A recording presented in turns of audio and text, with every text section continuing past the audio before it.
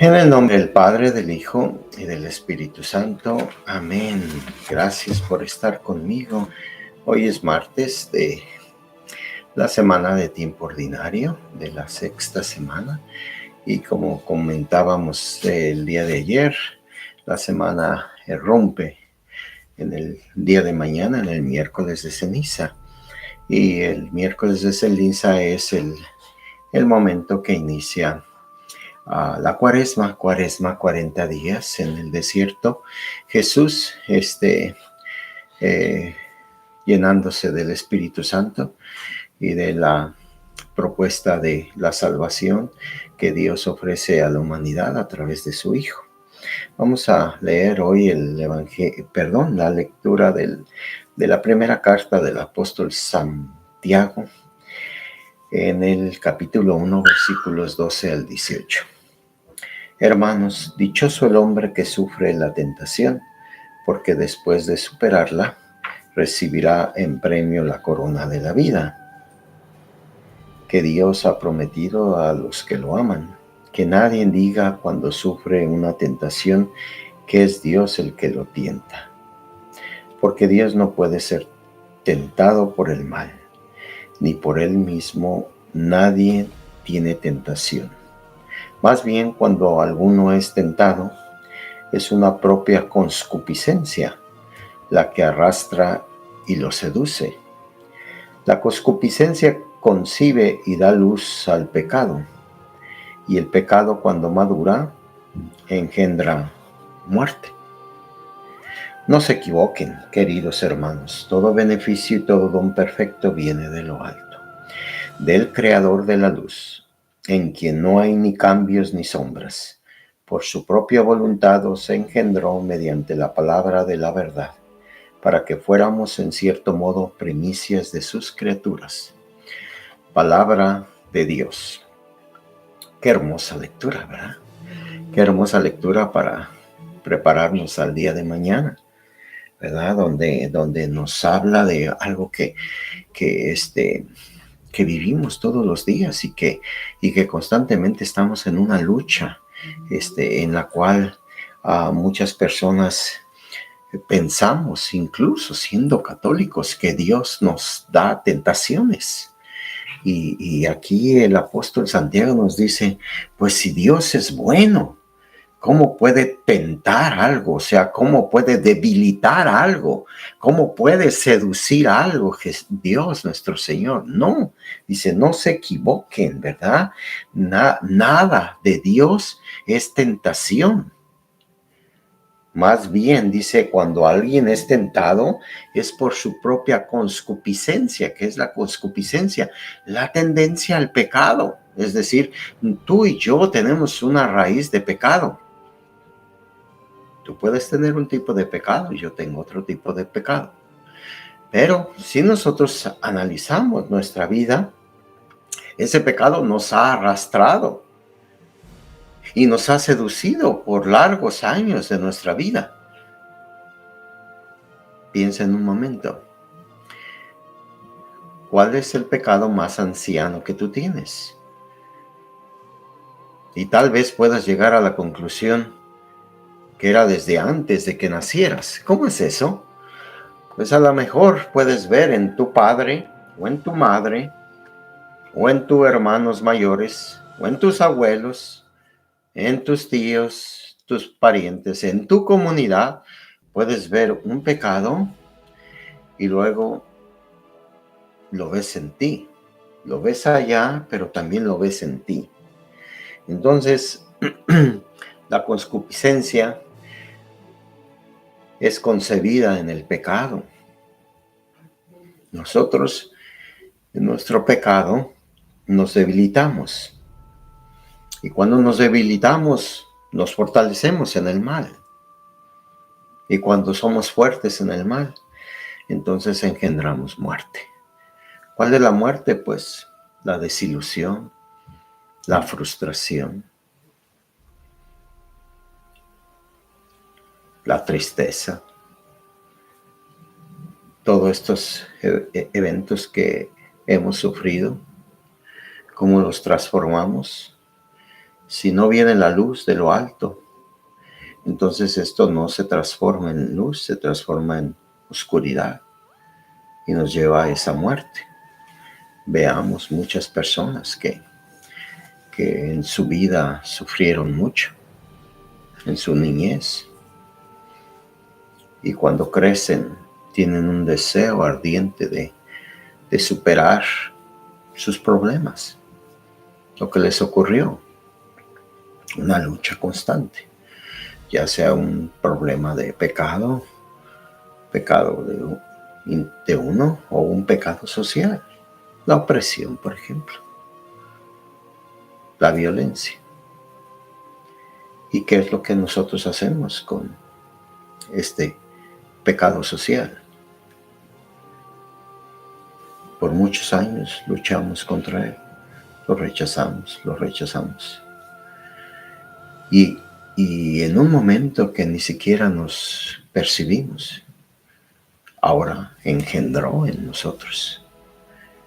Y de ser personas que rechazábamos totalmente por alguna experiencia social o una experiencia personal, un pecado se convirtió en una concupiscencia de nosotros. Entonces, el tiempo de la Cuaresma, hoy es martes, y en este librito que yo les dije que iba a meditar, de Vive la Eucaristía, el propósito principal es reencontrarnos con Jesús Eucarístico, con el centro de nuestra fe católica, con una conciencia más preclara, más meditada acerca de la experiencia de la Santa Misa, con una premeditación y disposición al evento, como todo lo que sucede en tu vida, como todo lo que haces en tu vida. Hay una disposición para ir a trabajar. Hay algo que vas a hacer nuevo ese día, algo que tienes que completar, que no quedó concluido en el día pasado, algo que tienes que desarrollar con los demás, algo que tiene que ser restablecido, reincorporado, corregido. Cuando vamos a la escuela, vamos con la premeditación ya de la clase que vamos a recibir, de la tarea si nos dejaron, de la preparación para el tema que vamos a ver, de cómo lo vamos a desarrollar, cómo vamos a platicar, cómo vamos a intercambiar ideas, cómo vamos a escuchar lo que el maestro nos va a desarrollar. Cuando vamos a hacer deporte, cuando vamos a recrearnos, nos preparamos, vamos a ver una película. Cuando vamos a hacer deporte, preparamos las cosas que necesitamos. Estamos predispuestos a eso. Cuando vamos a comer, preparamos la comida. Preparamos qué vamos a comprar. Todo es una predisposición. Cuando nos vamos a bañar, cuando nos vamos a dormir.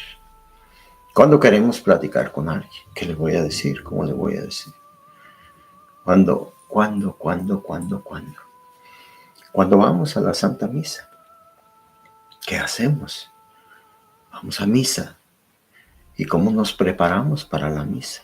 Es un evento espiritual, en la cual Dios llama a sus hijos a congregarnos como hermanos que somos. Entonces, dice aquí, como todos los años, en el primer domingo de Cuaresma comienza con el relato de las tentaciones de Jesús. Este año aparece en el contexto del relato de Noé, el gran seguidor de Dios, cuya fidelidad lo salvó a él y a toda su familia. En muchos lugares del mundo católico hoy se celebra el Carnaval, un acontecimiento social de excesos en preparación para Cuaresma. La gente regala collares en Nueva Orleans, baila y organiza grandes desfiles de carrozas en Brasil. Y en todas partes del mundo disfruta un poco de alegría, adiciones que dan un comienzo a la Cuaresma. Por lo tanto, el relato de la alianza de Dios con Noé, que escucharemos el domingo, puede resultarnos un tanto deprimente. Después de todo, el relato de Noé es en parte el relato de la desilusión de Dios con la humanidad. Una desilusión tal que hizo que Dios se arrepintiera de habernos creado. Dios quería empezar de cero. Dios quería presionar la tecla suprimir en lo que respecta a los seres humanos. Qué momento tan triste para la humanidad. ¿No es un momento triste para ti el pensar que una persona le pone la tecla para desaparecerte de su vida por lo que el acontecimiento que te haya pasado? Pues es lo que pasó con Dios al darse cuenta de que somos una humanidad con unas tendencias terribles a la concupiscencia. Pero el relato pues no termina ahí, porque Dios es vida, porque Dios es esperanza. No es como nosotros somos destrucción, nosotros somos muerte, no todos, pero vivimos en una sociedad en la cual la muerte del alma de la persona, no del cuerpo, del alma, es tan irrelevante como dormir o despertar. Nos cuenta que todos tenemos vestigios de Noé, pizcas de fidelidad, y que Dios las ve.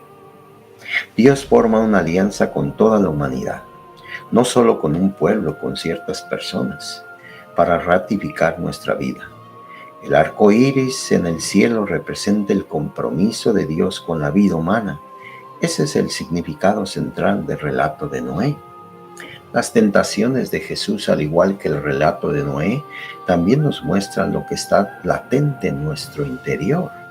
Podemos ser presa de las ilusiones de poder y de placer, o podemos hallar nuestra plenitud en Dios, donde únicamente lo podemos encontrar, esa plenitud.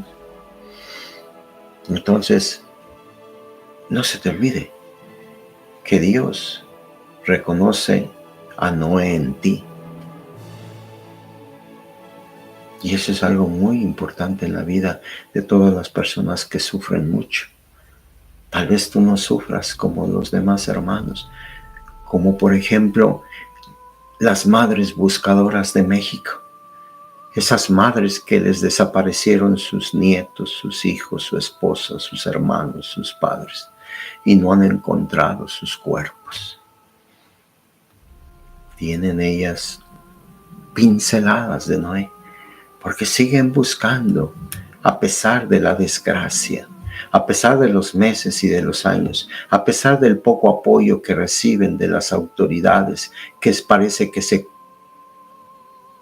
mezclan entre la oscuridad y la tiniebla. Como las familias de Ucrania que han sido desplazadas por un país poderoso que se le antojó quedarse con esa tierra. Y ahora los vemos, estas familias. Tuve la bendición de platicar con una muchachita ucraniana, 17 años. Se vino con su hermano. Iban caminando ya para salir de la frontera de Ucrania y ser refugiados y después trasladarse a los Estados Unidos. Iban con su madre, con su padre y sus otros 2 hermanitos. Ellos iban adelante. De repente se empezó a apresurar la fila para que pasaran y pasaran y pasaran, porque había un límite que iba a pasar. Y en el momento en que ellos llegan, pasa su hermano y ella, y se quedan su padre, su madre y sus 2 hermanos. Lloraban en las puertas del espejo de un lado y de otro. Fue una separación definitiva. No está presente en esta muchacha la esperanza de un día reencontrarse con su madre, con su padre y sus hermanos. La tragedia de Palestina, la esperanza de que no se les bombardee su casa, su lugar, a esta familia. los noes presentes en muchas áreas, porque a un hombre se le ocurre desquitarse de una forma inhumana de un pecado. Si hubo un pecado, este hombre político, representante de un pueblo, representante de Dios para impartir justicia, sobreabrumó el pecado y ahora se ha convertido en un genocidio para gente inocente. Pero ahí está Noé en muchos corazones de muchas personas. Eso es lo que Dios quiere que nosotros vivamos, que confiemos en Él, que regresemos en Él. Hermana, hermano, tienes que luchar por serle fiel a Dios, independientemente de tus dudas que tú tengas, en tus frustraciones, que tú le echas la culpa a todo mundo, incluyendo al Señor Todopoderoso, de lo que te pasa. Tú estás excluida, tú estás excluido.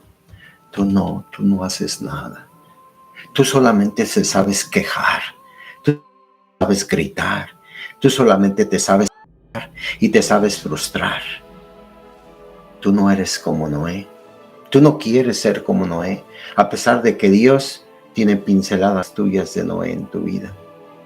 Por eso la Cuaresma es un tiempo de oración, es un tiempo de meditación, es un tiempo de ayuno, de someter la carne, de dejar de ser el centro del mundo y el que más sufre en este mundo, y ver a los demás, pero con amor, con misericordia, con esperanza, con lucha, como Dios nos ve, como Dios nos envió a su Hijo a luchar, no nada más a frustrarse, no nada más a quejarse, no nada más a odiar, sino buscar siempre luces de esperanza. Intenta descubrir en qué aspectos de las noticias que tú prestas atención dominan tus pensamientos y se convierten en crisis. ¿Cuántas veces se habla de un arco iris en las noticias? ¿Cuántas veces has visto uno y te has preguntado: gracias, Señor, porque me recuerdas que tú eres un fiel Dios para mí? Ayúdame a serte fiel. ¿Y cuántas noticias de toda esta desgracia que nos inunda te abruman y todos los días estás repitiendo como si fueras un merolico todo lo que sucede? Estás creyendo todas las mentiras y todas las verdades las haces una desgracia más grande que la verdad. Demos gracias a Dios. Oh Dios generoso, tu mensaje de esperanza se eleva sobre los valles de la destrucción en nuestras vidas. Que el arco iris de tu paz venza nuestra tentación hacia la guerra. Que el arco iris de tu compasión venza nuestra codicia.